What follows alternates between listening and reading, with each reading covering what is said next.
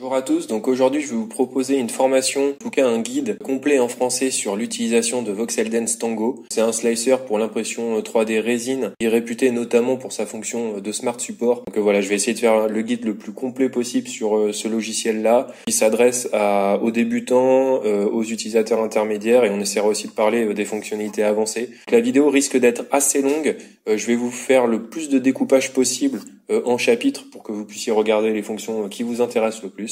Et moi je vous dis à tout de suite sur le logiciel.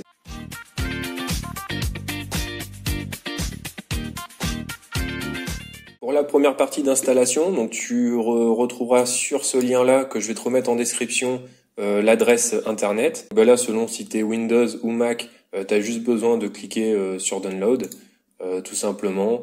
Donc là, si tu as déjà un compte, tu peux t'enregistrer. Si c'est pas le cas, t'en crées un nouveau. Là, je te mets pas mes coordonnées parce que c'était mes coordonnées personnelles qui n'étaient pas liées à OregoWorld 3D.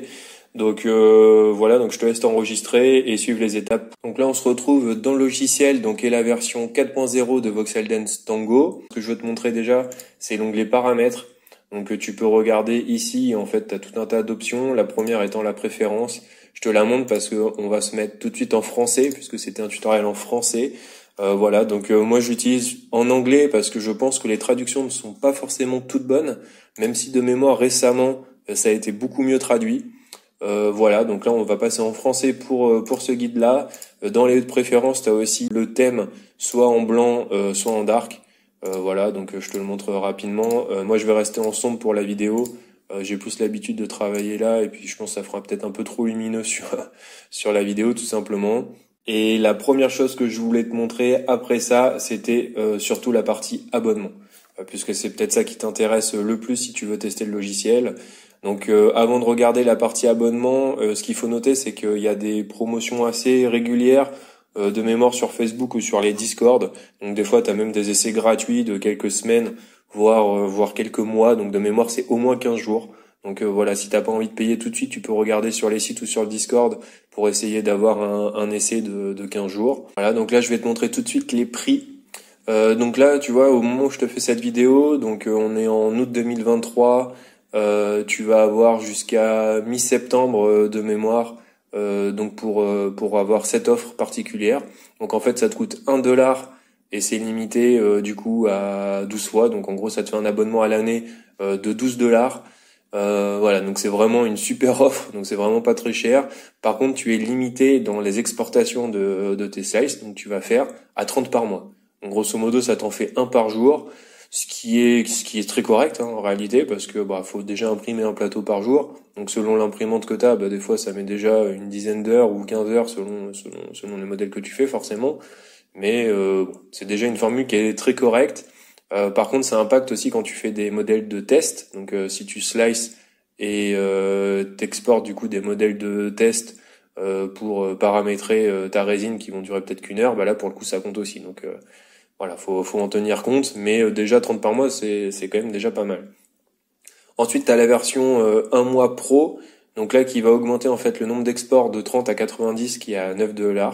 Donc là, t'as pas d'offre particulière. Donc si tu fais 9 x 12, ça te fait pas mal. Ça doit te faire $108 si je dis pas de conneries. Et sachant que moi, celle que j'ai et qui est vraiment pas mal puisque tu payes d'un coup du coup pour l'année, tu payes $72. Ça te fait $5,21 par mois et t'as 90 exports par mois. Donc moi, c'est celle que j'ai prise. Sachant que tu vois là on est en USD, donc ça te fait un petit peu moins en euros, forcément tu dois enlever quasi pas loin de 10%. Par contre après t'as des frais avec PayPal, donc t'es un petit peu moins que 72 euros, mais pas très loin non plus. Peu importe ton chipote, mais ça te fait à peu près 5 euros par mois.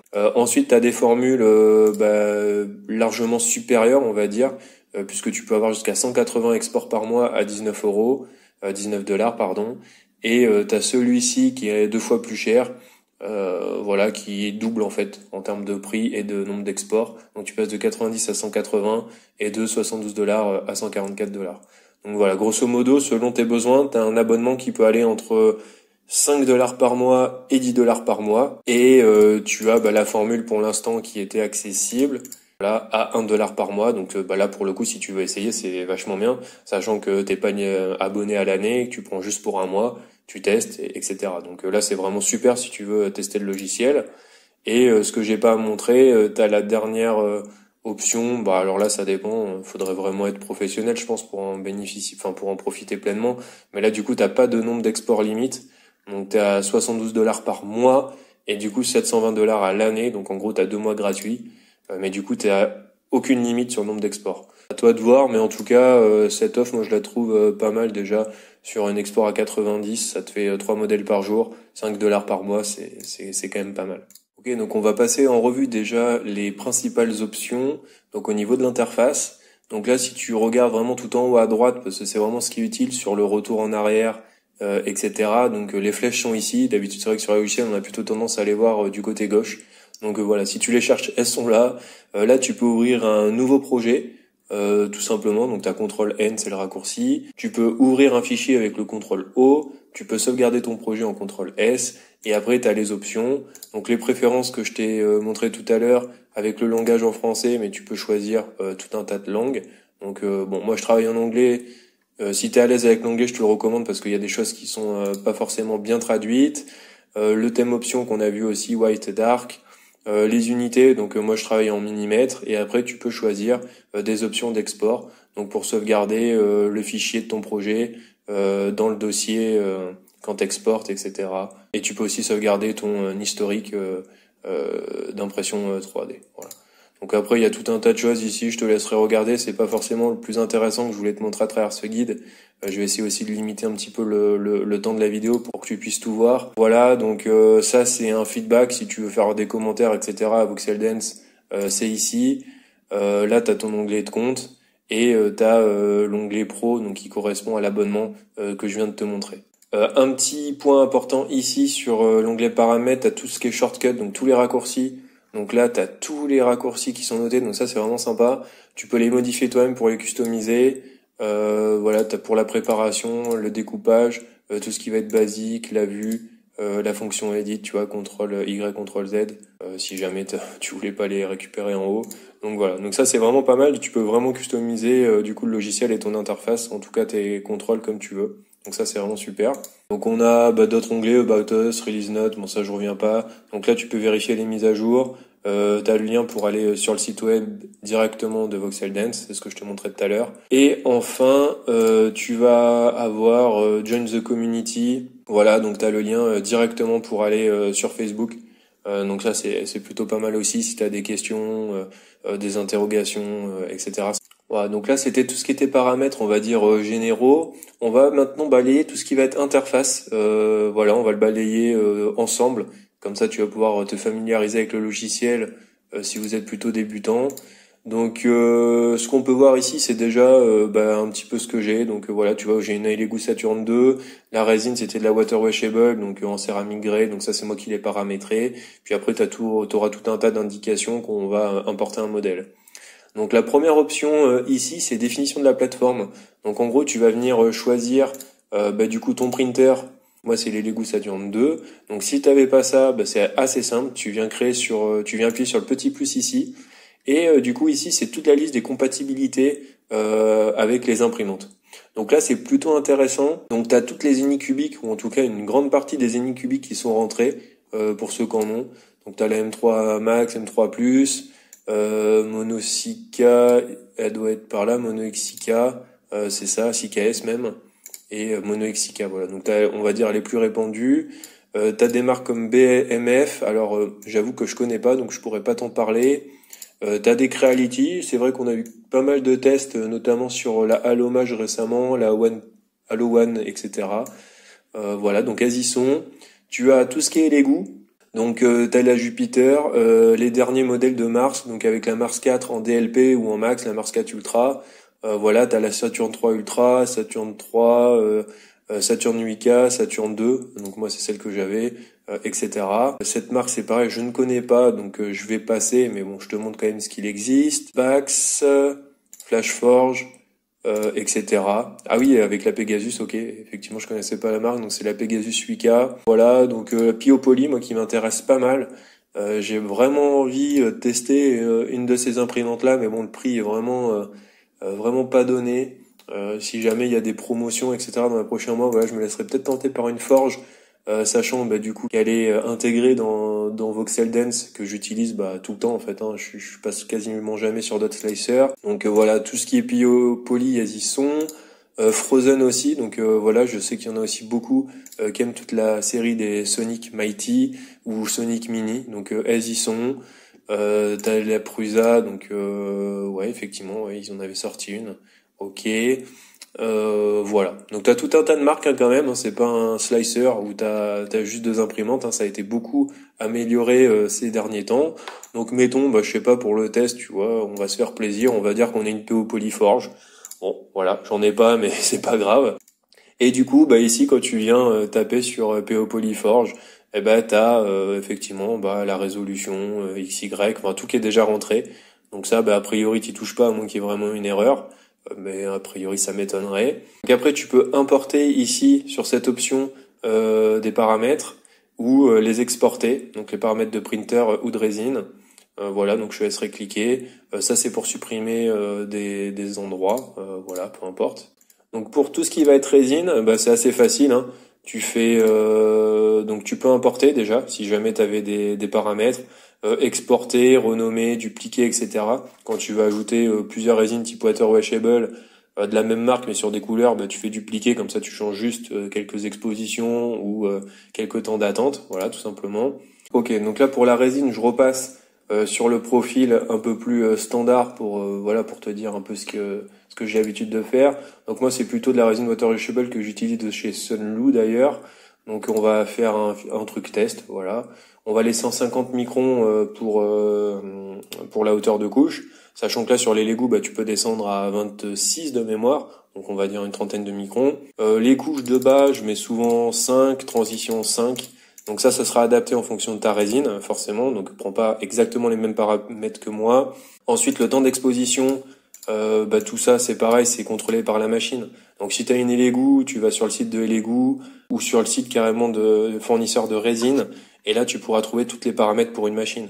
Par exemple, si tu as de la Elegoo, tu vas sur le site d'Elegoo, tu regardes les paramètres de résine water washable et tu les mets ici, par exemple pour commencer. Si tu as de la Sunlu, c'est pareil, tu vas sur le site de Sunlu, tu as des paramètres, sur le site de Sirayatech, enfin sur tous les sites on va dire grosso modo de vendeurs de résine, d'impression 3D, du coup tu retrouveras. Donc là par exemple on va dire que c'est plutôt du 40 ou 35 même, etc. Là tu as tout ce qui est temps avant curing, alors là c'est sur les couches du bas, tu l'as aussi sur les couches normales. Donc là souvent tu mets toujours un petit délai. Surtout pour de la washable, il y en a certaines qui sont un tout petit peu plus visqueuses, donc il te faut mettre un petit délai pour justement avoir un meilleur rendu et éviter aussi les fails, pour que la résine en gros ait bien le temps de s'étaler dans ton bac pour pouvoir faire l'impression. Le temps d'exposition c'est pas déconnant, on n'est pas très loin des 3 secondes sur celle que j'utilise. Voilà, là après tu pourras régler les distances aussi, hein, c'est recommandé aussi en fonction des résines. Et là sur les vitesses, là ça dépend, hein, t'as des profils où tu peux être on va dire plutôt safe entre guillemets, où tu vas prendre des vitesses entre 40 et 60 mm minute. Voilà, sur le bottom lift speed. Sur la rétractation ici, là tu peux mettre beaucoup plus. Hein. Sur les Lego Saturn 2, on peut monter au moins à 240. Là c'est pareil, au moins à 240. Voilà, et puis après t'as des profils en fait où la vitesse, donc tu vois S1, en fait il te le met sur le schéma, c'est la vitesse au début pour décoller, et après il va monter plus vite sur le S2. Donc là c'est pareil, tu peux mettre 240, hein, c'est pour aller plus vite. Et là sur le dernier, là tu peux laisser 65 par exemple. Donc là sur de la Lego, on va dire que là t'auras pas de problème. Hein. Tu peux laisser ces paramètres là déjà, c'est pas mal, ça te permettra de gagner un petit peu de vitesse au niveau de l'impression. Voilà. Bon ça après c'est à régler toi-même ces onglets. Là je peux pas forcément aider, ça dépendra de ta résine.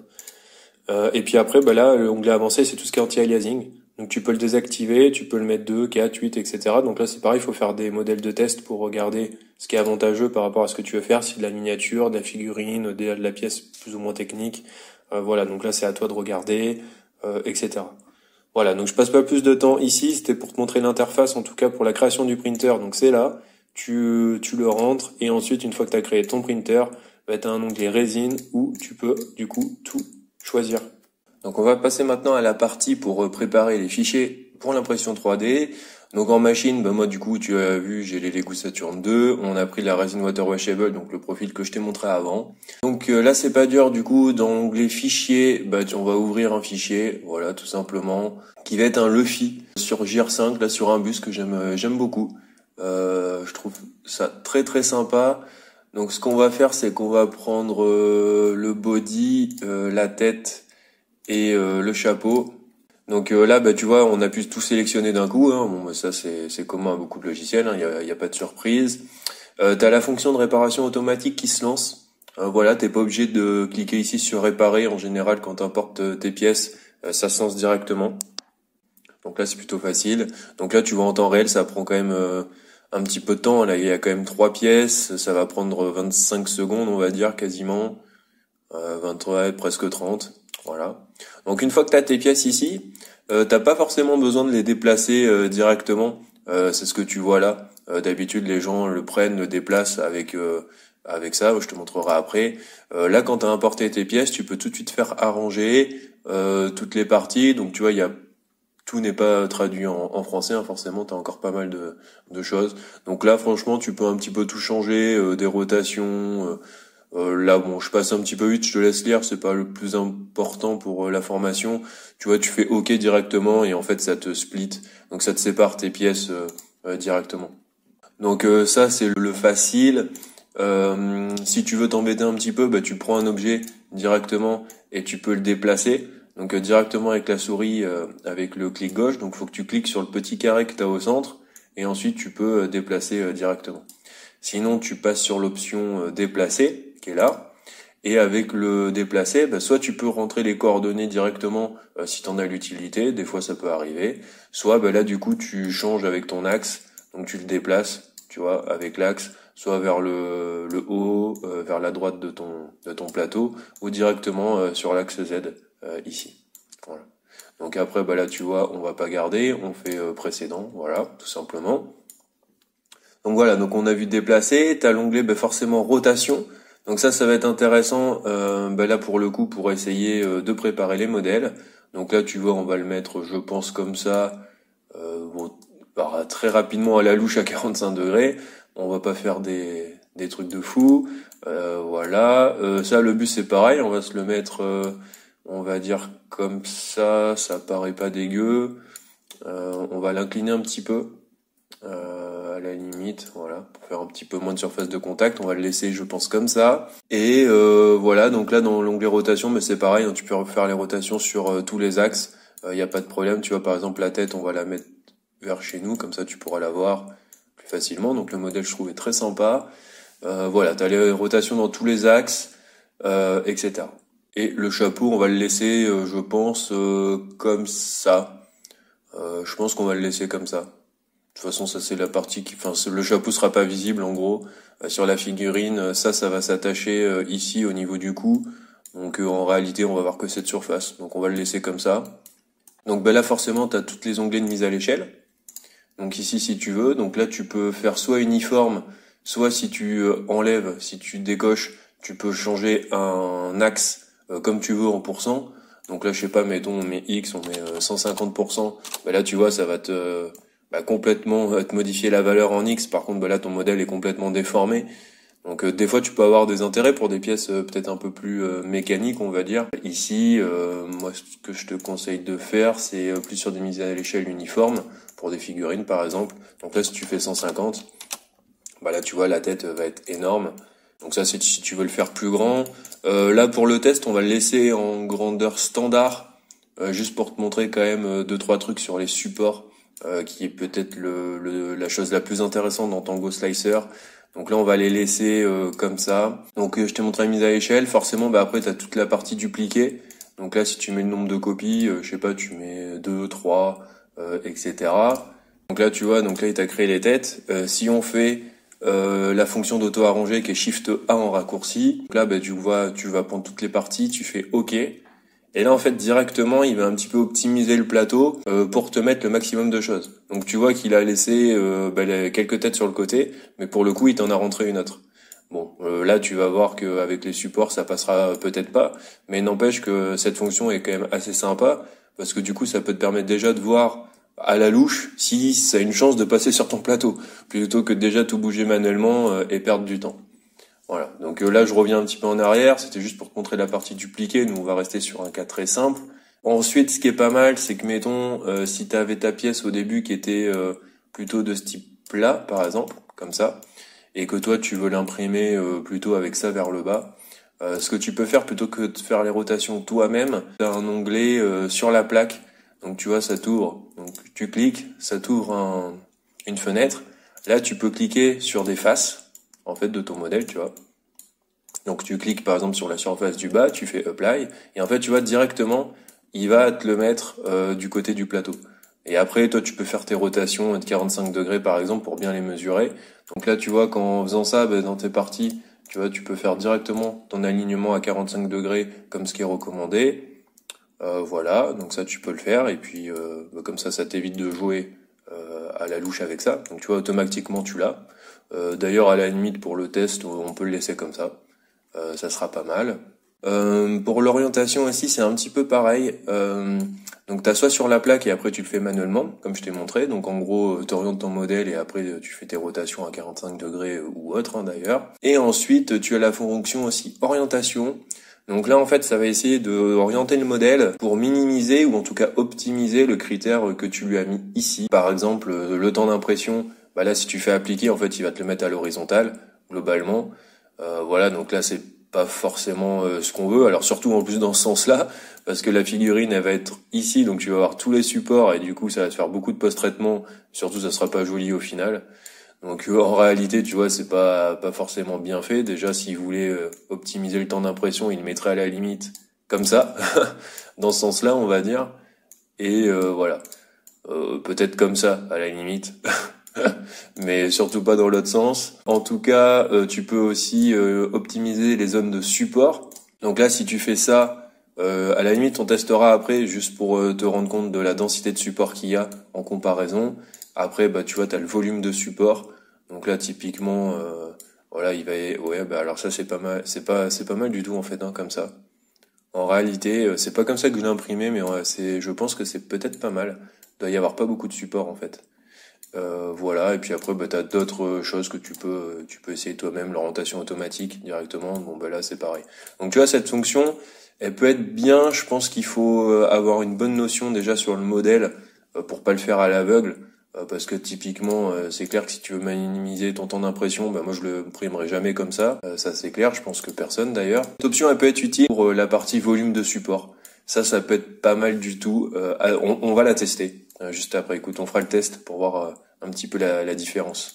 Ok, donc on va s'attaquer à la préparation du modèle. Donc ce qu'on va faire en premier, donc il y a différentes choses que tu peux faire. Les vidages, du coup pour diminuer un petit peu la quantité de résine que tu as besoin pour faire un modèle. Donc là c'est assez important quand tu fais des gros modèles, justement pour essayer de diminuer ta résine. Donc là c'est juste un buste, mais des fois tu peux avoir des choses beaucoup plus grandes.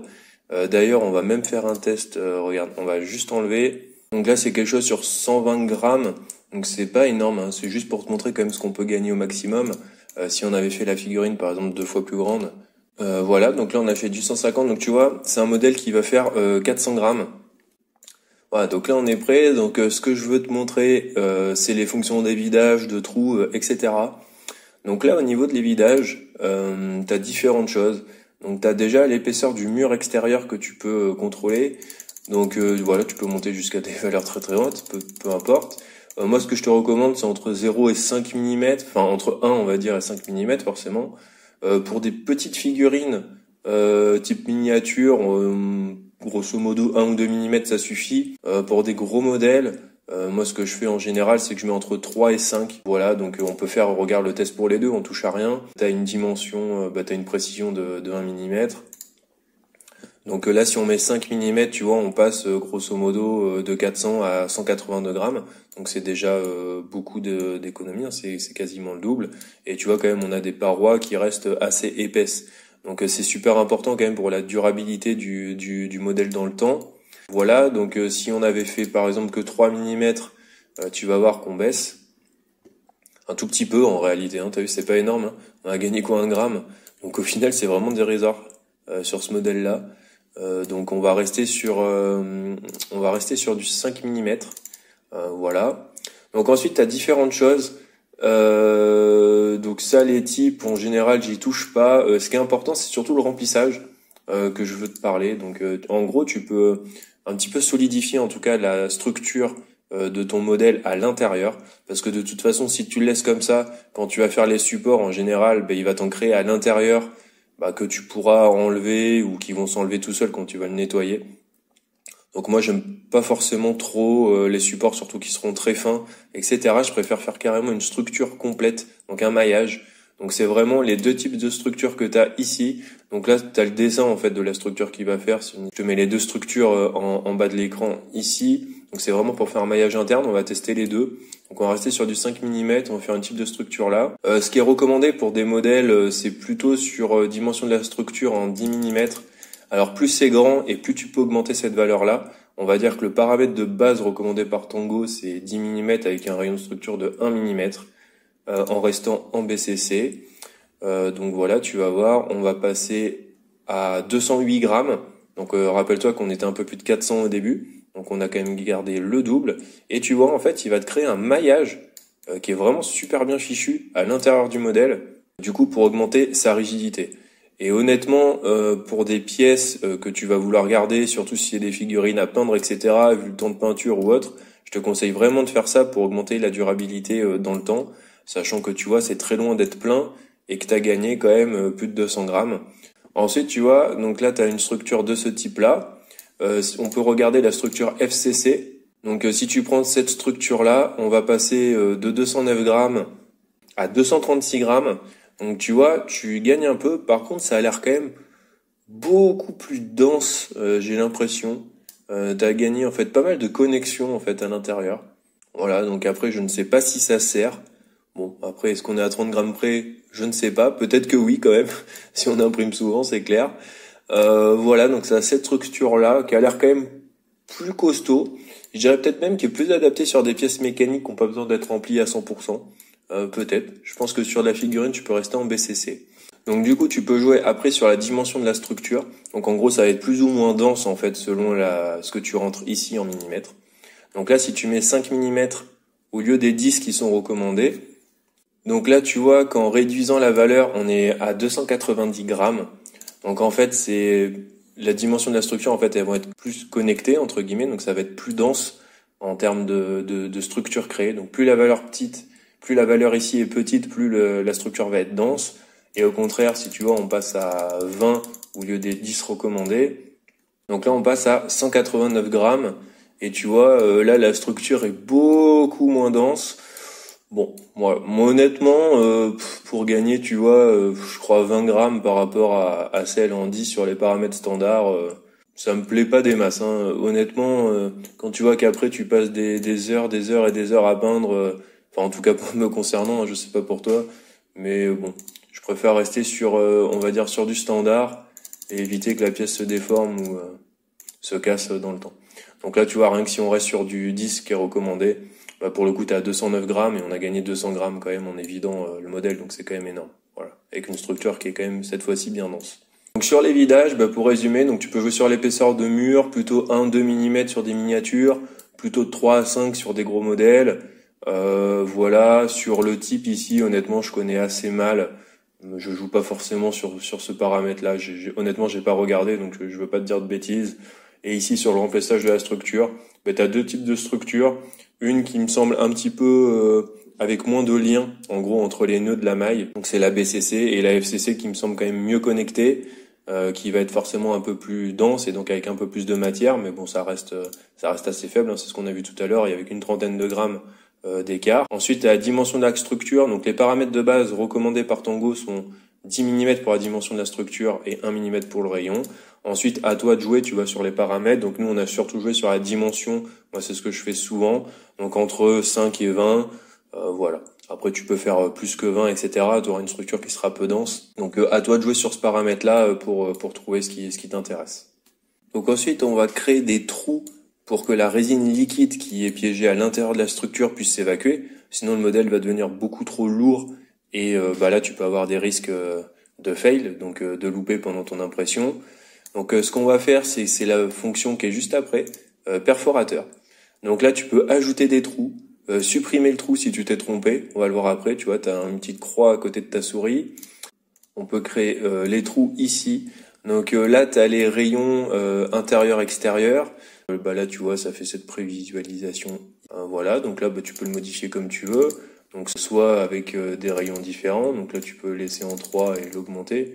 Tu vois, ça te fait un espèce de cône ici. Donc il y a quand même plus facile pour faire les cônes. Je vais te montrer ça juste après. Donc là, tu peux faire les 3 mm.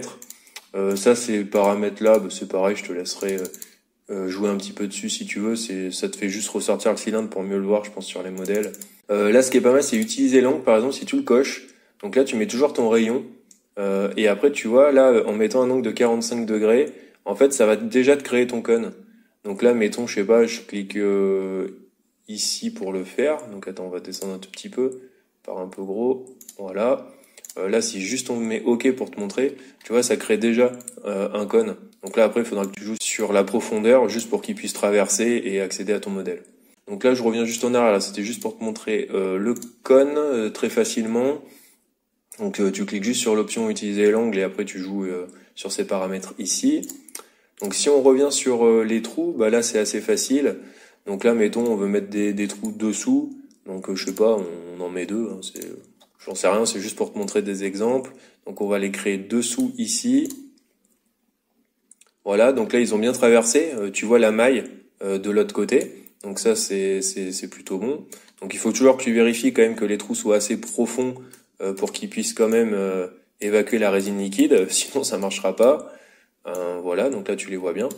Et ensuite, il nous en faut un aussi au-dessus. On peut essayer de le mettre là. De toute façon, ça sera masqué avec la tête. Et là, mettons, par exemple, je fais n'importe quoi, hein, juste pour te montrer.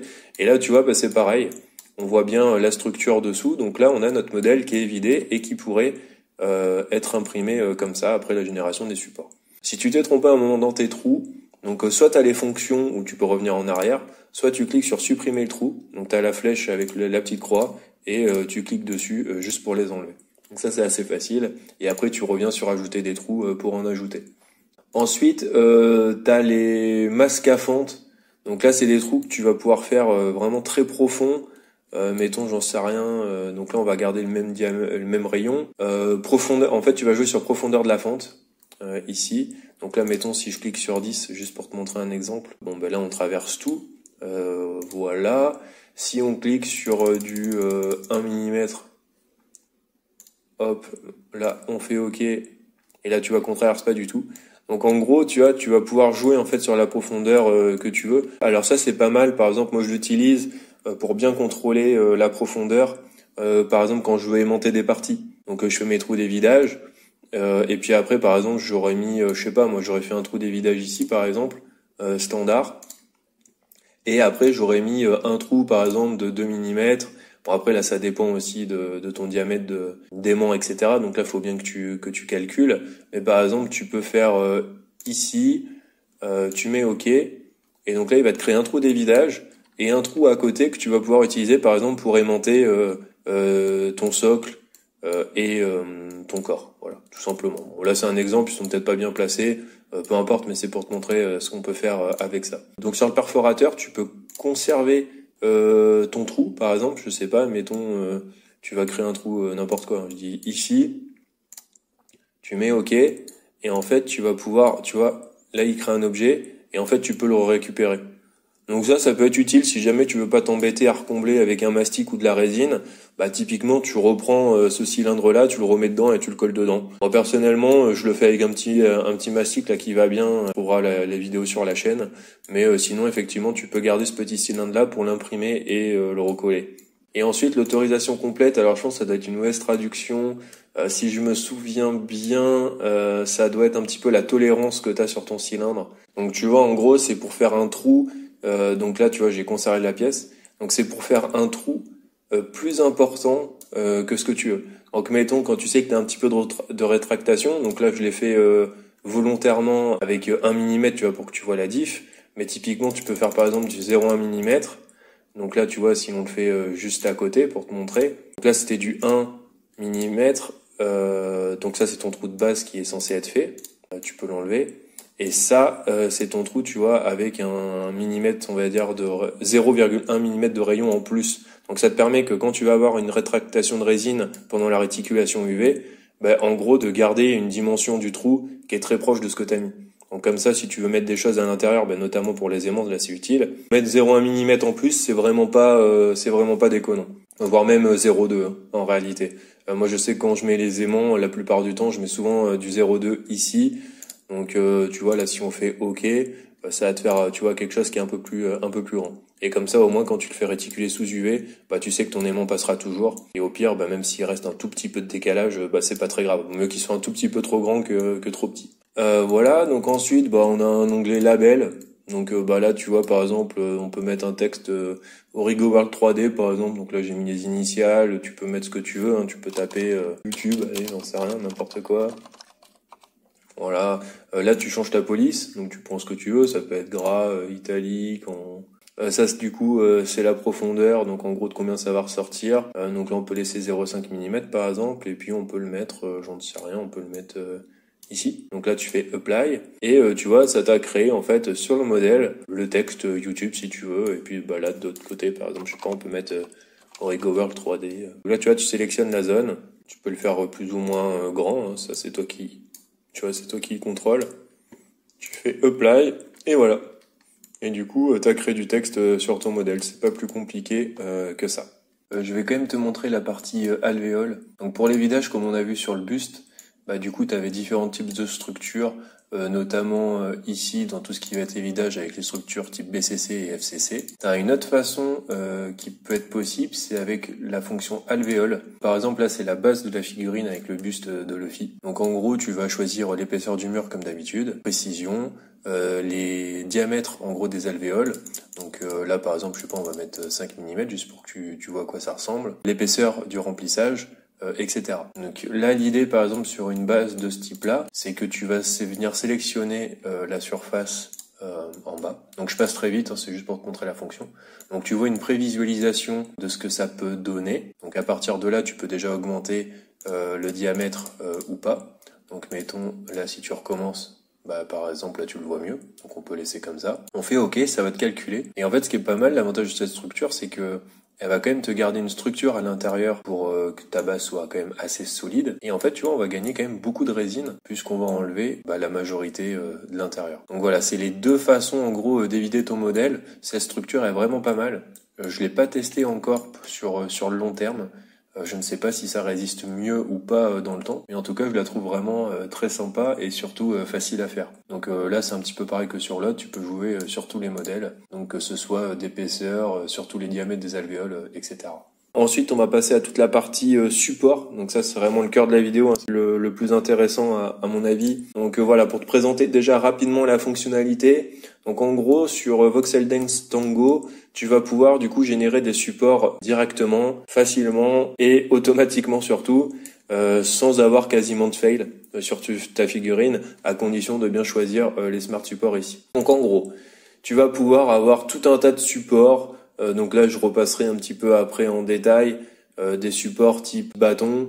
Donc là mettons si on prend ça, voilà, donc il va te faire des structures un petit peu comme ça, type bâton, qui sont assez répandues en fait dans la plupart des logiciels. Ensuite tu as les structures en forme d'arbre et tu as surtout les supports intelligents en fait qui vont s'adapter selon l'objet et surtout les endroits des objets. En fait tu vas avoir des densités de supports qui vont être plus denses, moins denses, etc. Donc là ils ont rajouté énormément en fait de smart supports différents. Donc ça doit être en gros miniature, moyen et lourd je dirais. Et ensuite tu as surtout les smart supports miniatures, alors moi que j'utilise beaucoup.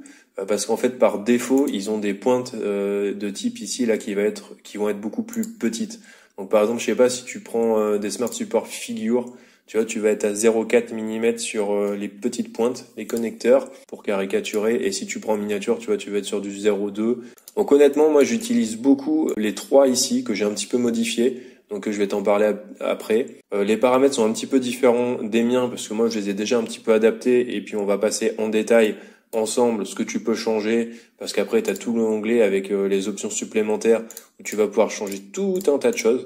Donc voilà, donc là tu vois il y a énormément de paramètres. Avant de rentrer vraiment en détail dans cette partie Smart Support, ce que j'aimerais te montrer c'est quand même à quoi ça ressemble. Donc là si tu as un modèle comme ça de 200 grammes, Donc tu as aussi la taille qui va jouer. Donc par exemple, tu vois que en Z, tu vois, t'as 11 cm. Donc quand tu vas faire tes supports, ce qui serait conseillé, c'est plutôt d'être sur de la support en 100 mm. Voilà, c'est en tout cas ce qui semble le plus logique. Alors par expérience, je sais que ce modèle-là, si tu le fais dans la version standard en 100%, parce que là on l'a mis à l'échelle à 150. Donc 150%, à mon avis, c'est sûr qu'il faudra ces supports-là, parce qu'en plus tu as 270 grammes de matière. Mais grosso modo, si tu es sur du 150 grammes de matière, tu peux garder les Smart Supports miniatures en 50 mm. Ça te permettra d'avoir beaucoup moins de traces de support. Et je sais que par expérience, ça marche bien. Donc moi, j'utilise tout ce qui va être 50 mm pour la plupart des pièces des figurines. Pour tout ce qui va être tête, je prends carrément les 30 mm. Donc tous les petits objets, je prends que des Smart Supports avec miniature, mais avec en 30 mm. Donc tu vois, ça t'a créé énormément de choses. Là forcément, ça fait des supports pour les écritures que j'avais pas d'habitude. Donc alors comment ça se comporte? Donc en fait déjà tu vois qu'à la base, hop, les premières couches, en fait, t'as un espèce de radeau qui se crée qui est perforé. Donc ça vraiment c'est super parce qu'en fait tu gagnes vraiment de la résine comparé à un radeau standard que tu pourrais trouver dans d'autres slicers. Alors peut-être que depuis certains autres slicers intègrent cette fonctionnalité, honnêtement je ne sais pas. Puis après tu vois il va créer en fait des supports avec des profils différents. Donc là tu vois tu vas pouvoir avoir des sortes un petit peu on va dire d'étoiles si je peux appeler ça comme ça. Et là sur la base donc s'il va être imprimé en premier tu vas avoir des espèces de bâtons avec une densité qui est vraiment énorme. C'est-à-dire qu'en fait tu vois il va créer donc là, tu vois les types qui montent, là, les petites pointes. Donc là, tu as les premières couches du modèle ici. Et donc, en fait, au fur et à mesure, tu vois, du modèle, il va créer, tu vois, même les supports ici au milieu sont vraiment complètement différents, puisque là, ça va être juste la partie qui est imbriquée avec les vidages. Et donc, tu vois, là, il a créé aussi des structures, tu vois, un petit peu en arbre à la fin pour bien maintenir cette partie-là. Et donc, tu vois, vraiment, tout est bien maintenu, hein. C'est vraiment super parce que tu as tout un tas de profils de supports différents. Tu as du bâtonnet, du support arbre. Après, tu vois, il va créer des arbres qui viennent de ces supports-là. Tu as beaucoup de barres de connexion. C'est vraiment assez dense. On pourrait même avoir un peu moins de support quand même parce que je pense qu'il y en a trop. Ça, c'est une certitude. Par contre, tu vois, mettons si t'imprimais comme ça. Donc là, tu es à 289 grammes, sachant que le modèle de base, non évidé, etc., non préparé, faisait 402 grammes. Si tu l'imprimes comme ça, c'est 100% de réussite. C'est évident. Là, tu n'auras pas de problème. Voilà. Donc là, c'était pour te montrer un petit peu vraiment un aperçu ultra rapide des fonctions de support. On va rentrer dans les détails juste après. Et si tu débutes en résine, honnêtement, t'as pas besoin de savoir plus que ça. Parce qu'en réalité, t'évites ton modèle, tu crées une structure qui est quand même assez bien à l'intérieur pour que ce soit assez dense, histoire quand même que ton modèle soit durable dans le temps. Tu crées des trous pour que la résine liquide puisse s'évacuer et éviter que ton modèle ne tombe de la plaque de construction. Et ensuite, tu crées des supports vraiment facilement. Donc là, franchement, tu choisis globalement entre les trois ici et tu verras que entre 30, 50 et 100, tu t'y retrouveras. Et que déjà, si tu changes juste les types de pointes et que tu les mets tous en 0,2 pour les petits et 0,25 pour les gros, tu verras que tu auras normalement 100% de réussite. Si tes paramètres de résine, après, sont bien contrôlés. Ça, je peux pas t'aider. Mais si tes paramètres de résine sont bien avec ton temps d'exposition, etc., le temps d'attente entre les couches est bien calibré, tu auras 100% de réussite et le modèle, tu vois, on l'a fait en pas très longtemps. Donc là, je te prends un deuxième exemple pour les Smart Supports avec le chapeau que je t'avais montré au début. Donc là, typiquement pour ce chapeau-là, tu vois, j'aurais pris les supports en 30 mm ici. Donc là, tu as tous les paramètres. On fait générer directement. Et donc tu vas voir, pareil, qu'il va créer une structure qui est assez aérée en fait quand il y a besoin et qui va être plutôt dense à la base pour pouvoir maintenir l'objet sur la plaque. Voilà. Donc bon. Là après c'est peut-être perfectible, hein, mais tu vois que typiquement il a créé une structure de support qui va te permettre d'imprimer l'objet très facilement. Donc tu vois c'est vraiment très très dense à la base pour pouvoir maintenir le chapeau en place. Voilà. Et puis après il fait monter des supports en haut. Donc tout ça marche très bien. Moi c'est comme ça que je l'ai imprimé en tout cas. Donc tu vois, vraiment sans te casser la tête. Alors forcément ça pourrait être optimisé pour ceux surtout qui font leur support manuel, ça c'est clair. Mais typiquement quand tu débutes et que tu veux pas t'embêter, tu fais ça et tu lances ton impression très rapidement sans problème. Donc pour la partie des supports, donc comme je te disais, j'avais déjà touché à quelques paramètres sur ces supports, sur ces scripts ici. Donc ce que tu peux faire, c'est les resets. si tu veux toi-même. Donc par exemple, si on prend celui en 100 mm, tu peux cliquer sur Reset. Et tu vois, bah de base, en fait, tu vois, bon, j'étais pas très loin, mais en gros, il prend des pointes à 0,3 mm. Donc ça, c'est ce que tu peux faire si jamais tu te souviens plus des paramètres qu'il y avait de base. Quand toi, tu crées ton script, tu le modifies, le mieux, c'est de faire ajouter un script. Tu mets un nom, par exemple, Origo World 3D. 3D, c'est mieux. Et tu prends le style type support intelligent que tu as.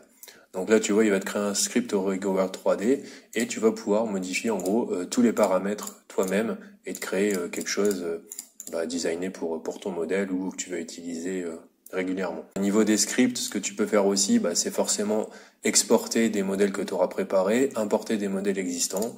Là, c'est facile, hein. Avec la communauté, il y a pas mal de personnes qui partagent leurs modèles. Je pense aussi sur le Discord de Tango Slicer, etc. Tu peux trouver des choses. Donc on va commencer à regarder en détail tous les paramètres des supports que tu peux changer. Donc le premier, c'est l'angle critique. Donc en réalité, tu vois, là c'est mon script que je viens de créer à l'instant.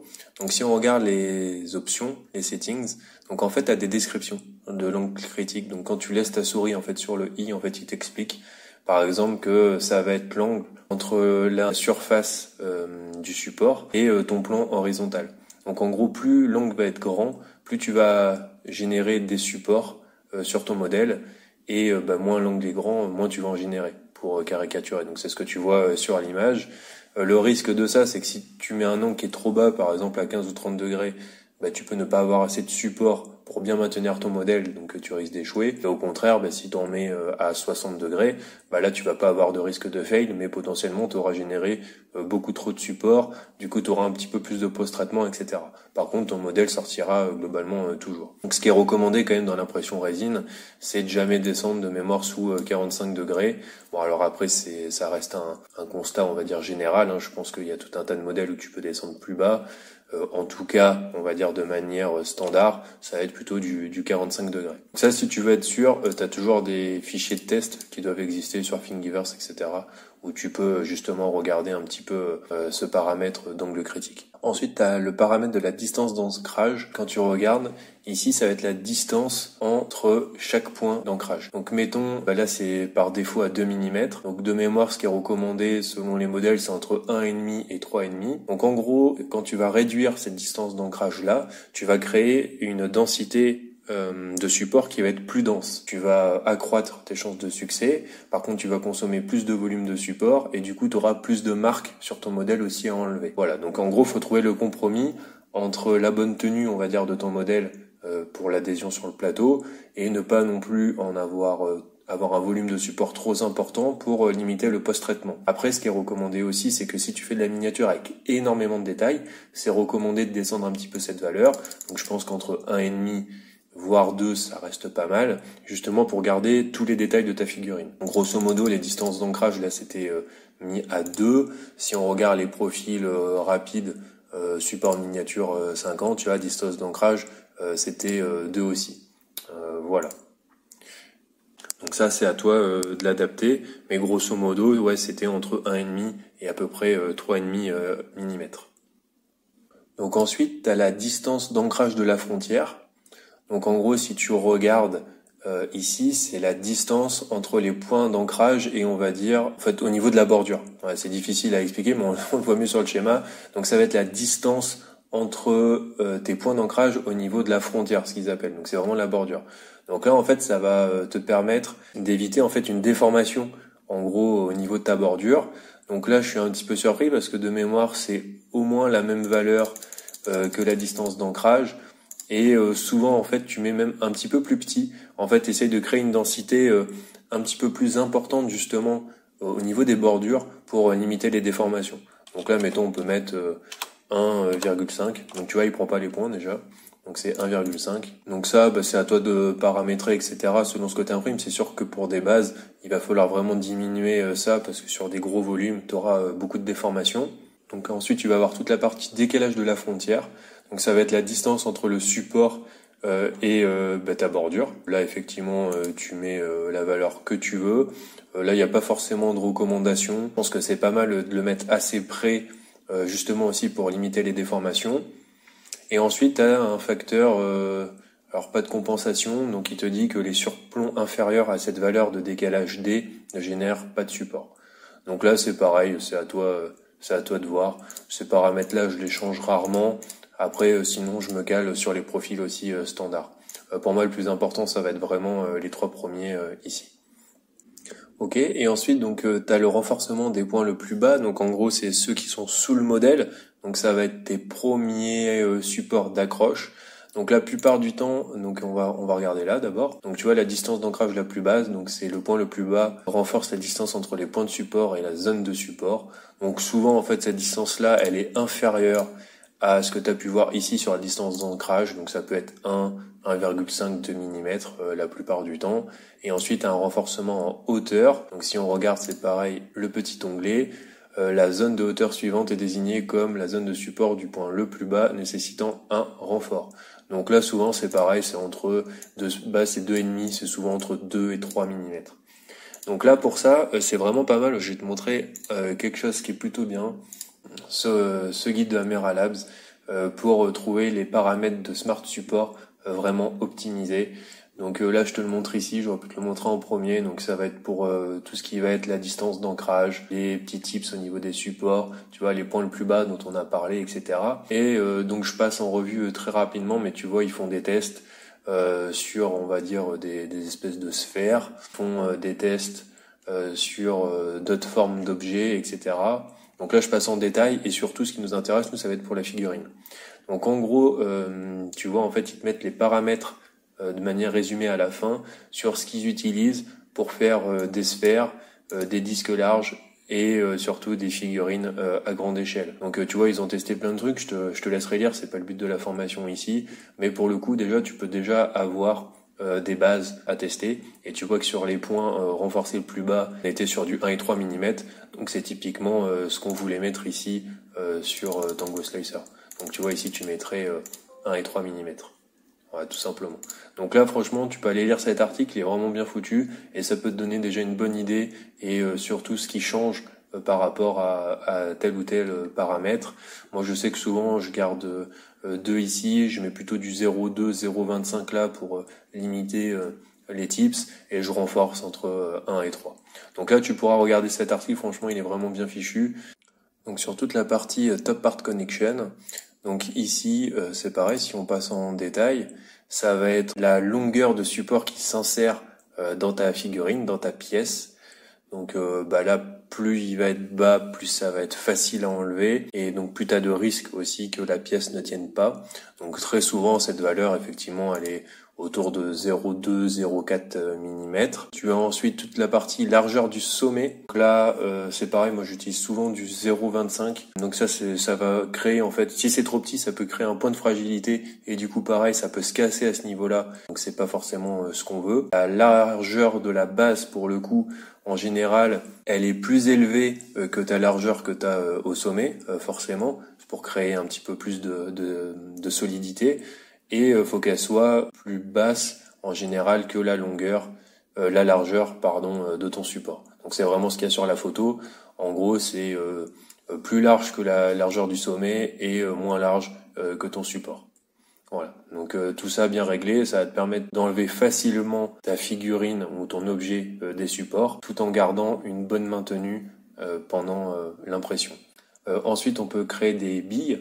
Donc ça va être des points de contact. Donc tu vois d'habitude on est sur la partie de gauche, donc no, et sur la partie yes ça va créer des petites boules, des petites billes en fait en contact entre ton support et ta pièce. Donc ça si tu coches l'option tu peux l'activer. Tu peux faire perpendiculaire à la surface, qui est souvent recommandé si tu veux utiliser les billes. Et là le diamètre, forcément tu vas régler le diamètre de ta bille.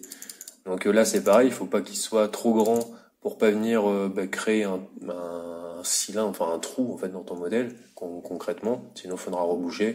Et il faut quand même qu'il soit assez gros pour pouvoir le maintenir. Alors les billes, honnêtement, moi je connais pas trop, donc je pourrais pas forcément te dire les paramètres recommandés, c'est quelque chose que j'utilise pas beaucoup. Donc pour tout ce qui va être bottom part, grosso modo c'est la même chose, c'est juste qu'en fait il va prendre donc si je te montre le modèle par exemple, alors pas celui-là pour le coup, tu vois là il a créé sur le torse en fait des points. Donc le bottom part connection, ce qu'il va appeler, c'est ce qui va être en bas forcément. Donc tu vois là avant on parlait plutôt de la partie haute. Donc le top connection, c'est ce qui va être entre ton support et ton modèle ici, c'est ce que tu vas retrouver ici, c'est ce que tu vas retrouver aussi par exemple si je prends le bouton ici, et toute la partie bottom, c'est ce qui va être là tout simplement. Et ensuite tu as une partie filter, donc filtrer les supports courts, donc là c'est facile, en gros c'est pour enlever, alors ça c'est vraiment pas mal, ça enlève les supports des fois qui sont assez inutiles, à part sur vraiment les mini miniatures où tu veux garder du détail.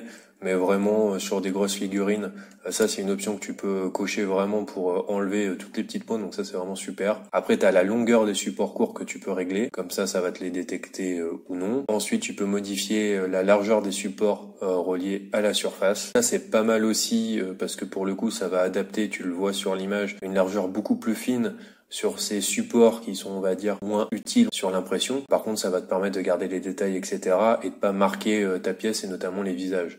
Donc là, ça peut être aussi utile de le cocher. Et après, tu as une échelle de largeur. Là, c'est vraiment bien de les mettre pas trop gros pour que tu puisses les enlever facilement. Et encore une fois, que tu puisses pas marquer ta figurine. Et là, pour le coup, le visage ici.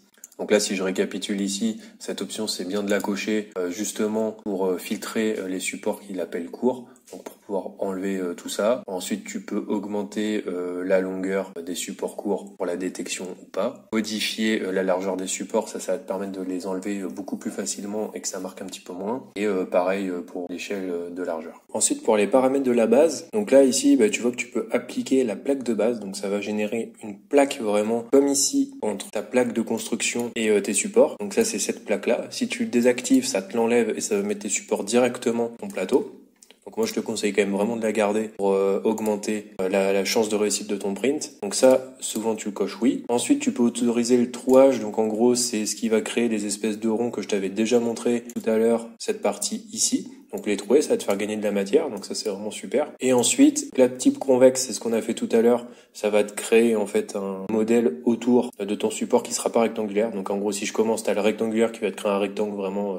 un vrai rectangle tout autour. La coquille convexe, ça c'est vraiment bien puisque ça va créer, comme ici, pas quelque chose de rectangulaire, mais ça va venir bien épouser en fait le contour de tes supports. Donc ça c'est souvent ce qui est mis par défaut. Ensuite, tu as toute la partie de zone minimale de travail. Donc par exemple, si je te le montre ici, ce sera peut-être plus facile. Si tu prends zone minimale du projet, hop, on va faire générer les supports et tu vas voir en fait qu'il va vraiment te mettre des supports, enfin la plaque de construction que autour des supports. Donc ça va te faire gagner encore plus de matière, même si moi j'aime bien cette partie convexe puisque je trouve que c'est quand même beaucoup plus stable. Donc tu vois là ça t'a généré vraiment une plaque que sur le dessous, sachant que là tu vois en plus quand tu mets ça tu peux pas la trouer. Tu vois t'as plus les options. C'est ce que tu vois là. Donc grosso modo, moi je préfère mettre en mode convexe et autoriser le trouage, sachant que là tu peux régler tous les paramètres de trou, les intervalles, etc. Donc là tu as toutes les options, là les trois dernières, pour régler du coup les paramètres de trou. Et ensuite tu peux regarder ce que tu as ici, donc là ça va être le décalage entre ton support, entre la base et les supports, donc là tu peux régler. Tu as aussi la hauteur de la plaque. Donc ça, c'est l'épaisseur en gros de ta base, qui est à 0,5 mm par défaut. Et ensuite, tu as l'angle de la rainure, qui va te permettre en fait de faciliter ou non le décollage. Enfin, en tout cas, le décollement de cette plaque-là par rapport à ta plaque de construction. Donc typiquement, plus il est court, plus ça devrait être facile de le décoller, en théorie. Donc par exemple, là, tu vois, tu as un certain angle. Si on met les 45 degrés, hop, on va refaire la génération. Ouais, donc là, tu vois que tu as un angle qui est un peu plus prononcé, en fait, sur du 45 degrés. Donc ça va te permettre de décoller la plaque de construction plus facilement de ton plateau. Donc ça, c'est plutôt pas mal. Ensuite, tu as toute la partie sur les barres, notamment sur la plateforme ici. Donc tu peux avoir des connexions à la plateforme ou pas. Donc là, c'est juste à activer oui, non. Donc tu le vois, en fait, ça va créer une protubérance, on va dire, à la base du support pour qu'il adhère mieux à la plaque qu'il a créée. Tu peux bien évidemment régler la hauteur, le rayon, etc. Donc ça, je passe un peu vite parce que ça ressemble fortement à ce qu'on avait vu avant sur les autres paramètres. Tout ce qui va être diamant, là en fait c'est les structures qui créent au milieu de connexion entre tes barres. Donc tu as l'angle que tu peux modifier, forcément. Tu as la largeur du diamant. Plus elle va être grande, plus tes supports, on va dire, seront écarté. Et ensuite, tu vas avoir les largeurs de bord. Donc là, effectivement, plus il est grand aussi, plus tu auras une stabilité accrue. Par contre, plus ça sera difficile aussi à enlever au niveau des supports. Ou en tout cas, ils se casseront moins facilement. Toi, d'ailleurs, ton but, c'est plutôt que tes supports restent en place et en fait que ça soit sa partie haute qui se détache facilement. Donc là, vraiment la partie qui est à l'interface entre la pointe des supports du dessus et ton modèle. Et ensuite, en termes de structure, là, tu peux régler tout ce qui va être le nombre de coins pour la barre. Donc plus il y a de coins, plus la section transversale de la barre est arrondie. Donc ça, c'est ce qu'ils disent. Donc là, je te laisserai regarder en fonction des paramètres ce que tu veux. Tu peux modifier un angle de rotation, le rapport entre la hauteur et la largeur de la colonne, puisque là, en fait, selon la valeur que tu mets, ça va étendre ou non le nombre de diamants en fait qu'il est possible. Donc plus tu vas l'augmenter et plus tu auras de diamants pour une zone déterminée. Ça, c'est très utile, simplifier le niveau. Ça va te permettre en fait d'économiser du support ou sur la partie basse. Donc tu vois, tu as des niveaux 2 et 3. Donc typiquement, c'est ce que tu vois ici, de gauche à droite. Donc ça va pouvoir en fait soit densifier tes supports à la base, soit plutôt de les écarter pour générer moins de volume. Donc de base, il est souvent autour de 3 aussi. Et ensuite, tu as toutes les options un petit peu annexes, notamment celle-ci pour éviter les parties proches. Donc ça, par exemple, quand tu as deux modèles qui sont côte à côte, deux figurines côte à côte, là, tu vois, c'est ce qui te marque à gauche. Quand tu le coches pas, ça va te mettre des supports un peu partout et tu as un risque où les supports vont passer à travers ta figurine et de l'autre côté, en fait, tu vas venir le séparer automatiquement. Donc là, on a passé un peu en revue tous les paramètres sur lesquels tu pouvais changer des choses. Donc si je repasse vraiment en revue ce qui va être très important, ou en tout cas ce qui est bien de changer au fur et à mesure, ça va être l'angle critique ici pour avoir plus ou moins de support et pouvoir que le print se passe bien en ayant un minimum de post-traitement. Et ensuite, toutes les parties de distance, d'ancrage, etc. Donc toute cette partie-là, tu peux suivre le lien qui te retrouvera en description fait par Hammer Labs, qui explique bien, je trouve, toutes ces parties-là pour renforcer ou non ces paramètres. Ensuite, tu as toute la partie connexion, où là, c'est vraiment les premières valeurs qui sont importantes pour vraiment que tu aies un décrochage facile de ta figurine.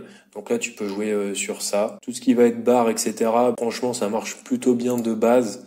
Tu peux quand même bouger un petit peu les angles, surtout cocher bien ces paramètres-là s'ils sont pas cochés ici. Simplifier aussi le niveau, c'est vraiment bien pour économiser un peu de support. Et ensuite, ce qui est vraiment important, je trouve, pour vraiment assurer une cohésion maximale entre ta figurine et ton plateau, c'est surtout mettre une base que je te conseille plutôt convexe et si possible avec un angle de 45 degrés ici pour pouvoir le décoller plus facilement.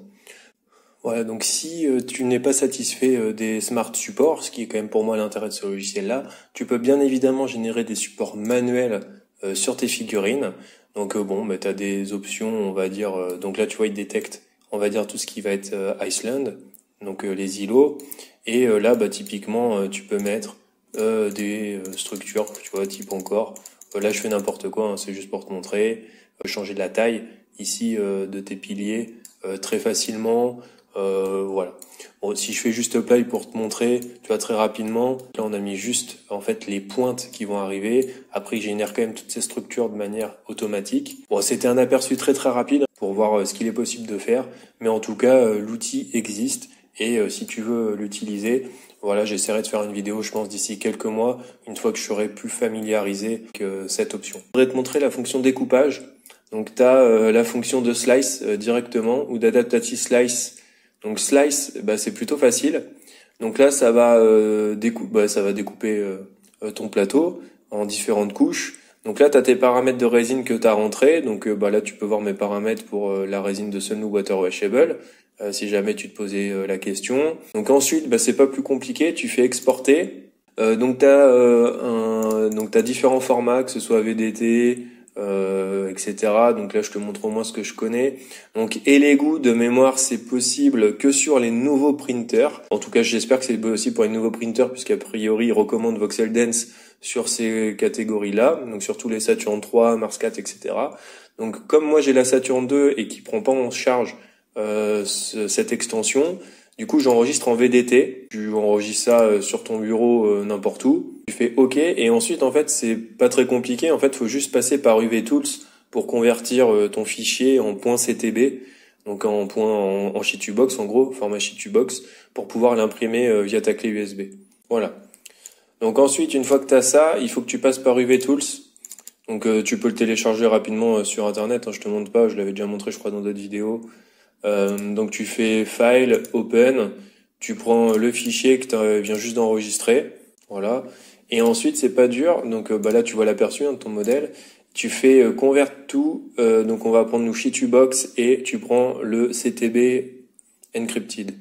Donc là tu prends ça, tu fais bureau pareil, tu vas être en .ctb, donc là tu vois il va te le convertir.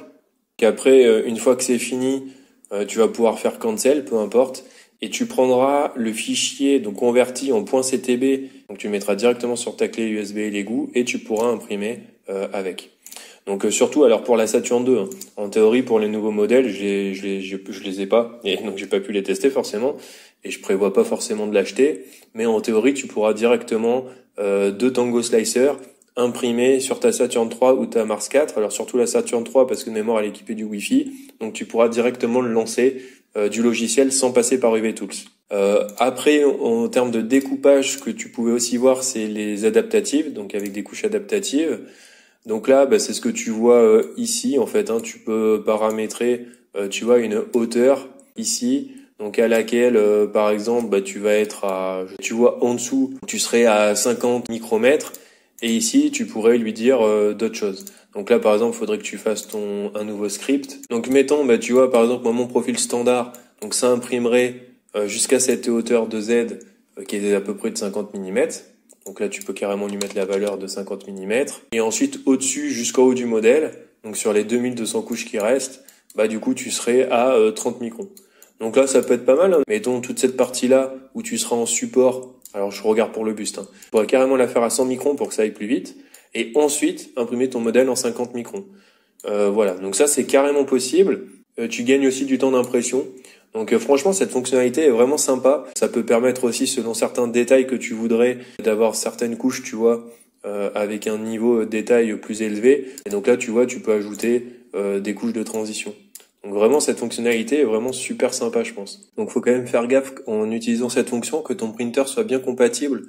Donc pour avoir les couches adaptatives, les printers qui utilisent cette fonctionnalité sont ceux qui supportent les formats suivants. Donc les VDT, les Lego, PRZ et Zip. Voilà, donc en conclusion, écoute, j'espère que ce guide, en tout cas ces explications pourront te servir pour tes impressions 3D résine. N'hésite pas à poser tes questions en commentaire, je suis quand même passé assez vite sur pas mal de choses. J'ai essayé de faire les choses de manière claire en un minimum de temps, donc forcément c'est difficile de tout traiter. Il est clair que la partie de support manuel, on le fera à part dans une prochaine vidéo. Si jamais tu veux voir d'autres modèles que j'ai pu faire avec Tango Slicer, tu les trouveras sur la chaîne. Donc il y a un super modèle de Bayonetta, en tout cas moi que je trouve génial, que j'ai fait avec ce logiciel-là, où j'ai fait tout le post-traitement. Donc tu as tous les vidéos de post-traitement que tu peux retrouver sur la chaîne. Tu as également toute la partie peinture qui est disponible sur les shorts. Voilà, j'espère que tout était clair. Je te remercie une nouvelle fois d'avoir suivi la vidéo jusqu'au bout. Et moi je te dis à la prochaine sur la chaîne. Allez, salut!